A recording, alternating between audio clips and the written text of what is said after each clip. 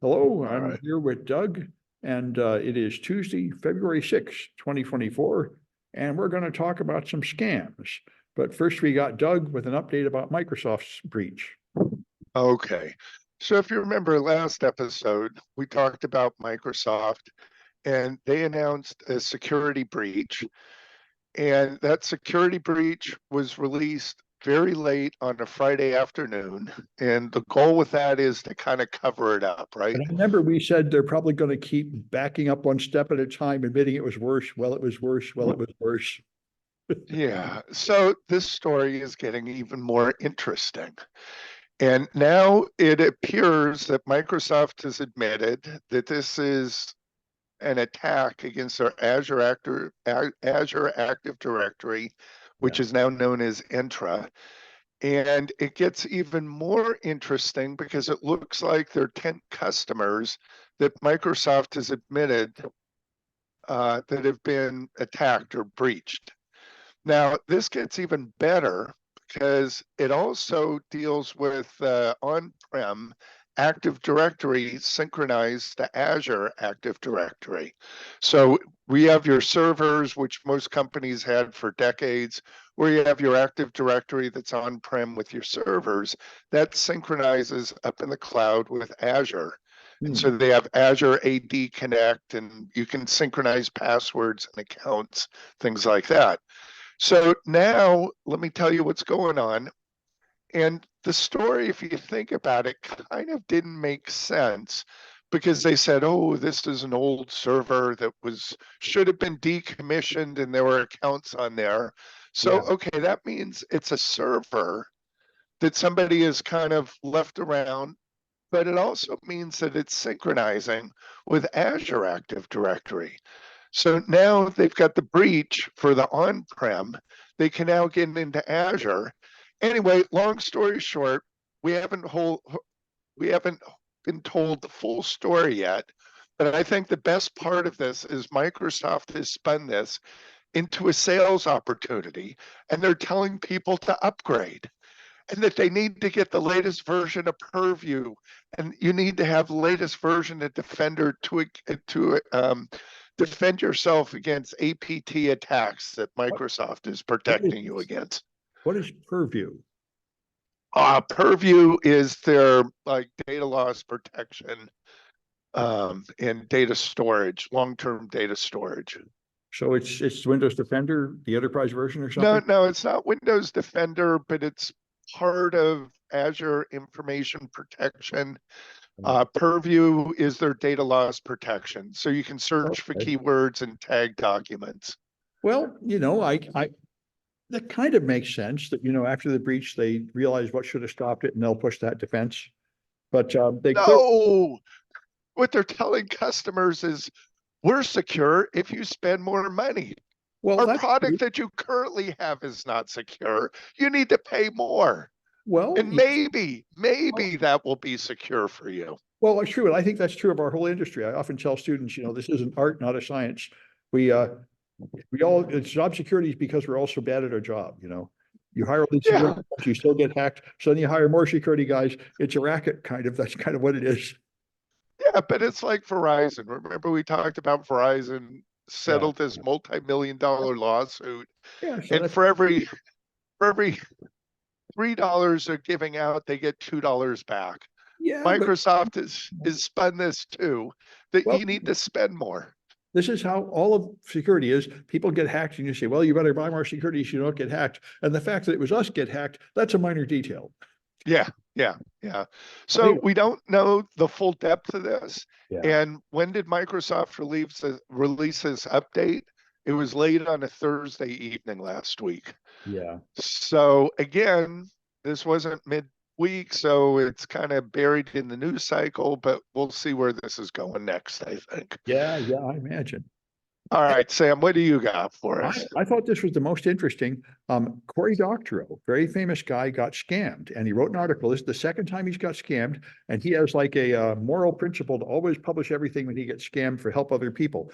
And so what happened is he has a small credit union he banks at, and the credit union has an outsourced late night help desk that is famously sort of terrible. They have like bad phone service and voice over IP, and it's scratchy, and the people don't really know what they're doing.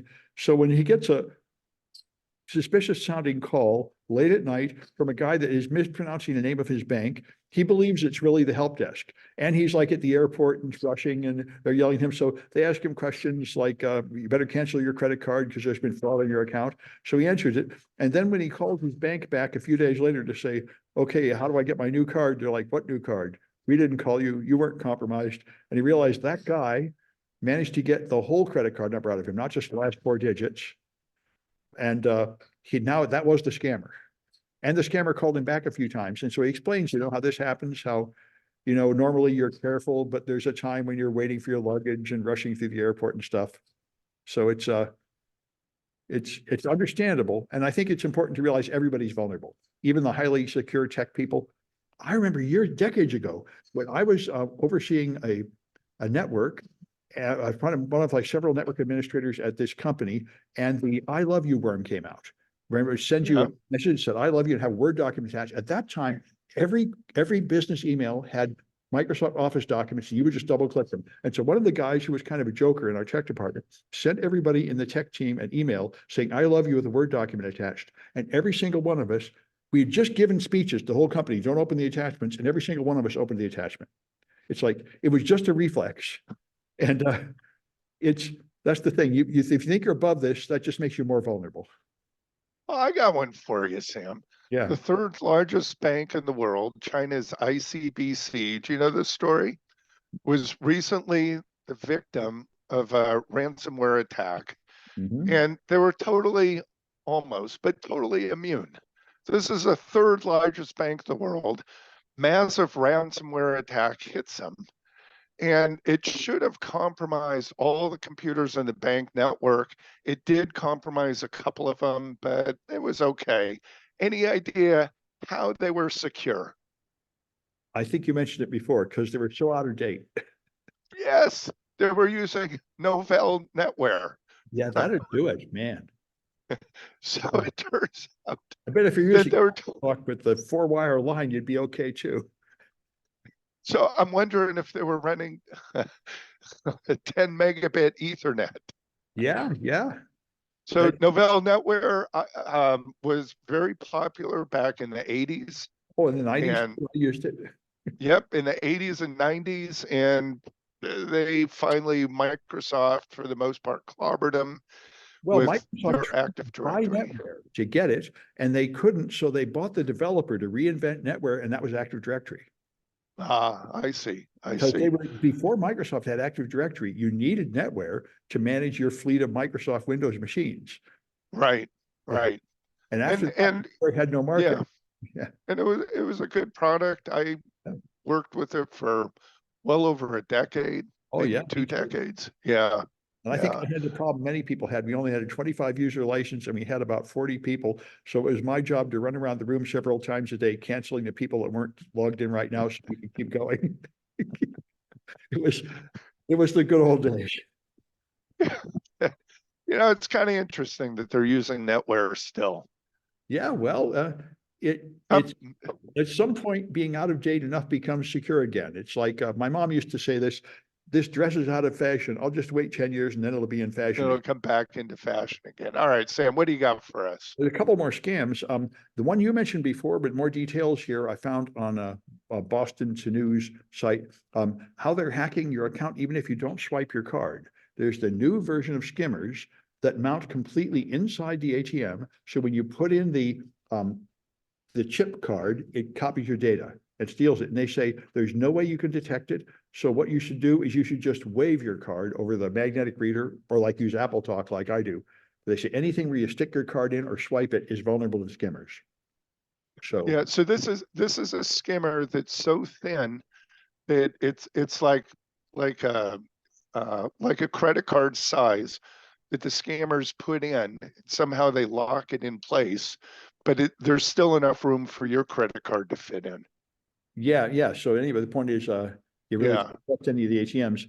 And there's another one which I wondered about at Trader Joe's. They've now warned people in the Bay Area that people will wait for you to walk away from your cart and steal your purse and stuff. Seems like like I say, I see people leaving their stuff unattended all the time in public. Like at a coffee house, they'll just walk away and leave their computer on the desk.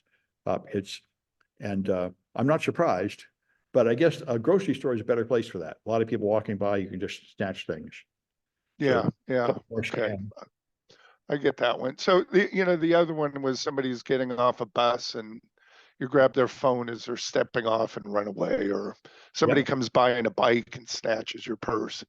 Oh yeah. Good old technology that's been with us for thousands of years, right? Yeah. There's nothing new under the sun. Yeah. All right. Right. So I got another scam that's going on, but this is with HP. And HP is pushing out over-the-air firmware updates to printers, which is bricking them if you either cancel your HP ink subscription or if you use non-HP ink cartridges. Yeah. And what they claim is we're doing this for your protection because there are viruses that could reside in your ink cartridge that would Yeah. infect your computer. Now, the amount of memory that's in an ink cartridge is very tiny. The attack would be very difficult, that even security researchers aren't exactly sure how you would Yeah. create such a virus to infect. But HP is out there doing it for your protection.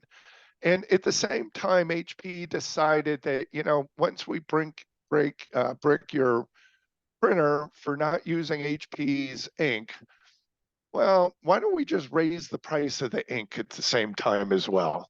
So again, what do we have? Consumer class action lawsuit against HP on this. And well deserved, I'd say. I remember in the 70s and 80s, HP was the best. You would buy Yep. the stuff, it was fantastic. It would keep working forever. And then I think the original Hewlett and Packard guys retired and passed it on to somebody else, like their kids, who just drove the company into the ground. It's just appalling. Well, do you remember the time with Carly Fiorina? I hope I Yeah. said that right. Spied on So, board members. yep, there was a big scandal, and I think did that result in HP being divided eventually into two different companies? Well, I've forgotten, but yeah, they clearly had just chaos at management and just ripping off their customers. Cory Doctorow wrote about this and shitification, how your company first provides a good service, then you start exploiting your customers, then you start stealing money from your business partners, and then you die. And it does seem to be the natural evolution of a company, unless you have a strong leader with like strong principles that will stop that from happening. Yeah, and HP did have a woman that was standing up to Carly. Yeah. And as I recall, she developed cancer and she was still standing up to her. But Carly was able to take her down in the end. But she was really living up to HP, Hewlett and Packard's original philosophy, Yeah. and that lost out over time. Yeah, it's too bad. Yeah, Well, yeah. I You got got another one for us?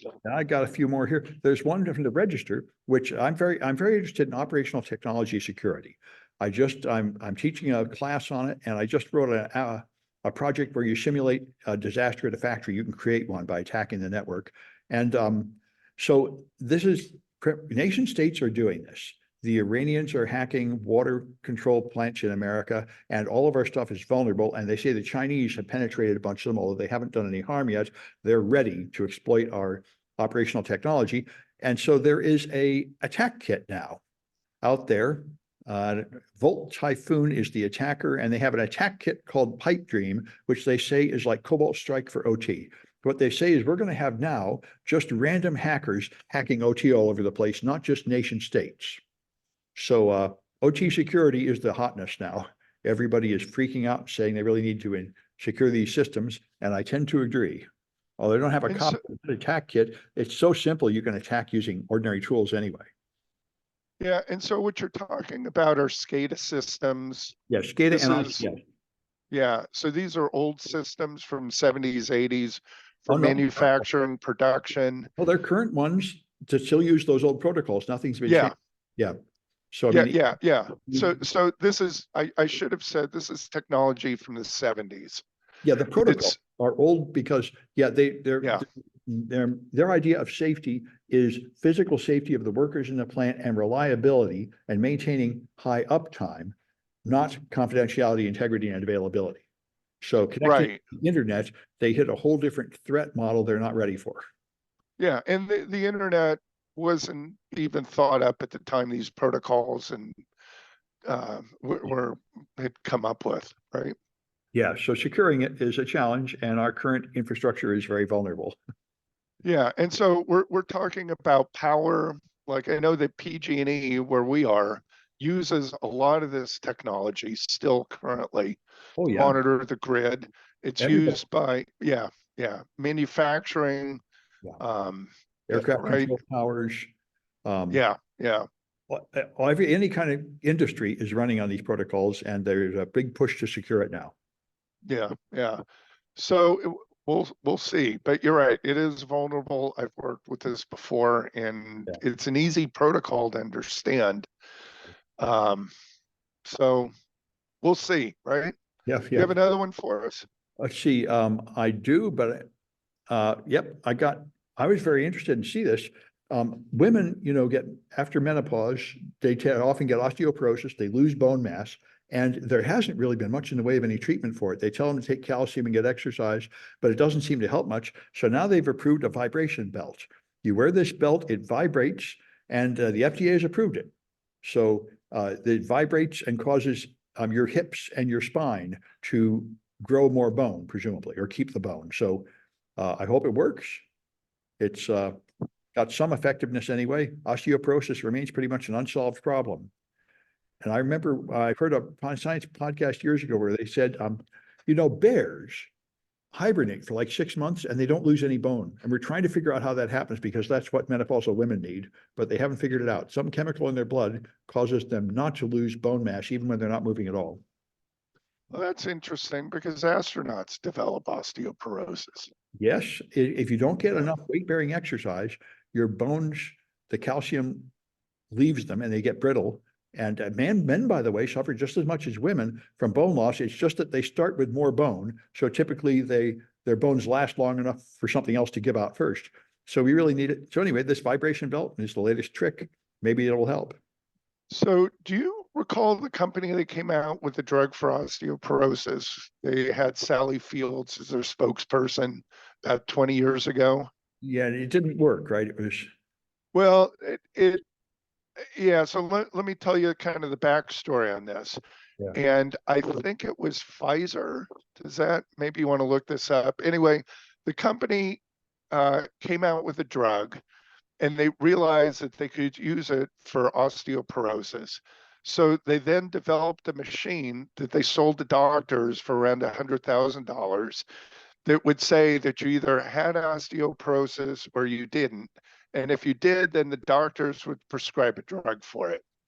And that was the one that was promoted by or being marketed by Sally Fields. And they did very well with that. Then they realized that there was a study that was done where I guess after that, they realized they were so successful with that. They had another drug that they could sell and they needed to create a new disease that they called osteopenia, which is little osteoporosis. So again, they didn't want to upset the doctors that spent $100,000. So they made a smaller machine and they sold it for a lot less money.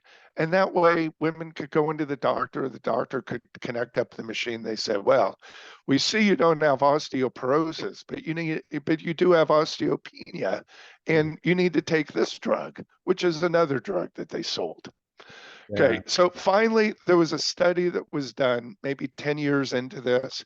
They monitored a number of women, and what they did is they realized the women that took the drug for the first 5 years that they wouldn't get any fractures for the women that took the drug. For the women that didn't take the drug, they would get fractures of bones. They would fall, have a little fracture. Around the 5 year mark, what they realized is that the women that were taking the drug were protected, sort of, but they were getting fractures, and the fractures they would get were much worse than the women that didn't take the drug. So in the end, it's a wash. Yeah, And I've heard. yeah, Most yeah, treatments are just not very effective, and so there's a huge need for better treatment. yeah. So the belt, we'll see. Call me skeptical. How's that? Oh, me too, of course, but the fact Okay. that it's approved means there's some evidence for it. Yeah. Uh, So anyway, why don't you tell us about the Gmail? Yeah, so Gmail is about to crack down on spammers, email spam. And the way they're doing this is they're implementing SPF, DCOM, and DMARC. And these are methods to identify the sender of emails.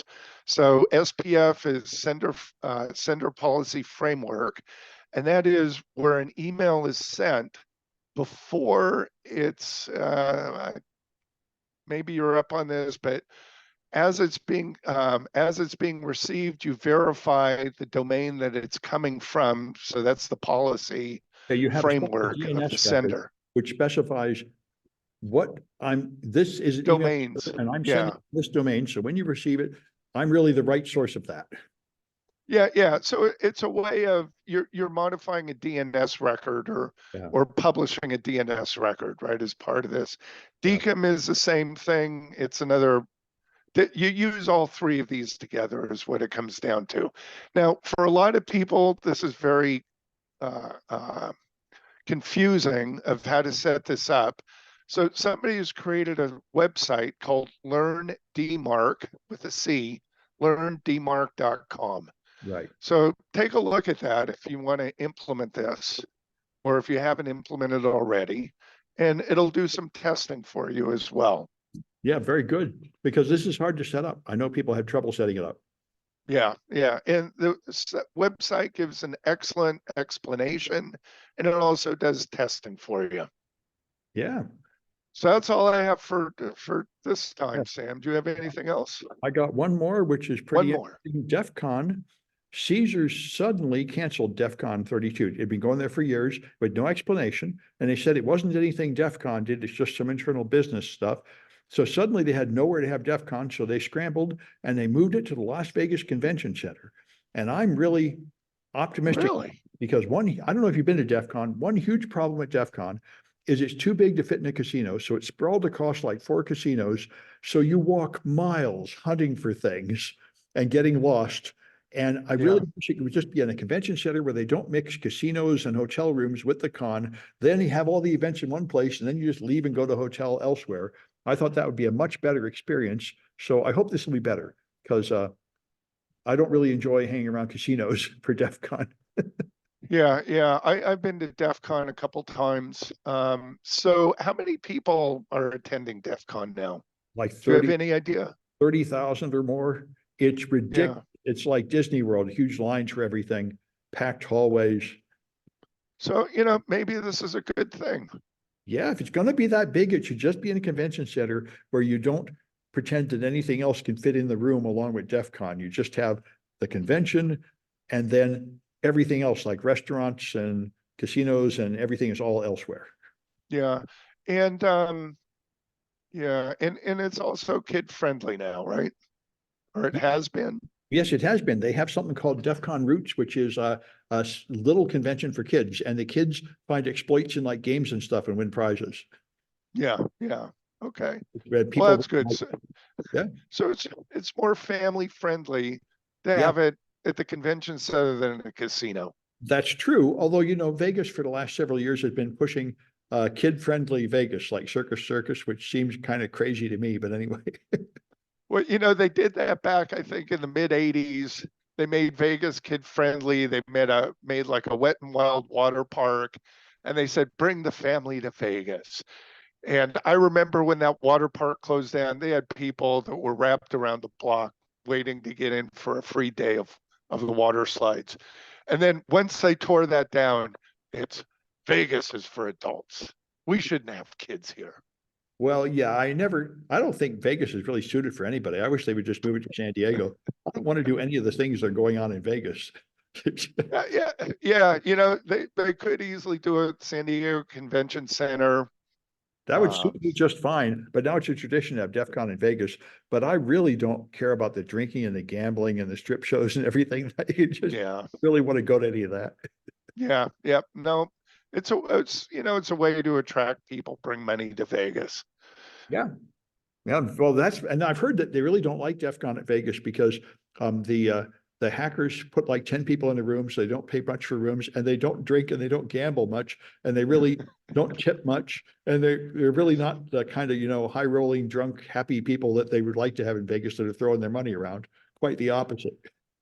I do. I've got a friend who's a physicist and professor, and I guess there's an annual physicist convention. One year it was going to be in Louisiana after the hurricane, so they canceled that. And Vegas said, "Oh, come here, come to Vegas. We want you here." And so the physicists came there, and again, it was the same story. They didn't gamble. The ones that did could count cards. They didn't drink much, and they said, "Please don't come back ever again." Didn't Obama say something like, you shouldn't blow your money, don't go to Vegas, and ended up in a world of hurt? I think he did that.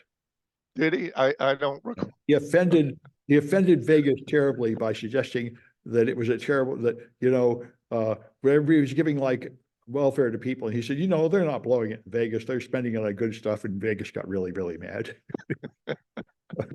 Anyway. All right. So I guess that's it for this time, huh? Yeah, that's it for this one. And I'll have another one on Friday. Very good.